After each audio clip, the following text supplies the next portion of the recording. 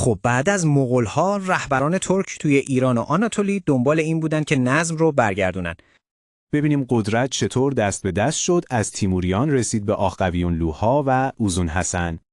خب سوال اصلی اینه کی بود که تونست سیستم رو واقعاً از ریشه عوض کنه؟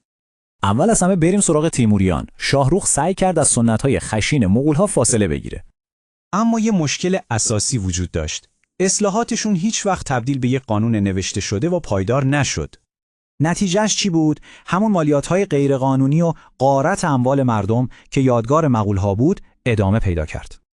سیستم هنوز داشت با همون فرمول مغولی کار میکرد. یه تغییر اساسی لازم بود. و اینجاست که اوزان حسن وارد ماجرا میشه تا این مشکلات سیستمی رو حل کنه. اسلحه اصلیش چی بود؟ قانون نامه، یعنی یه مجموعه قوانین مکتوب برای اداره کشور. هدفش شبیه تیموری‌ها بود، اما روشش کاملاً انقلابی بود. دیگه حرف خالی نبود، قانون بود. قانوننامش 5 تا ستون اصلی داشت، از قانون نوشته شده تا اصلاح کامل مالیات‌ها و مبارزه با فساد. این همون تفاوت اصلیه. حکومت از حالت شخصی در اومد و به حکومت قانون تبدیل شد. و این رویکرد سیستماتیک یه میراث موندگار ساخت. تأثیرش رو در ادامه ببینیم. این قانوننامه پایه دولت صفوی شد، به سنت حقوقی مغول پایان داد و تاریخ منطقه رو عوض کرد.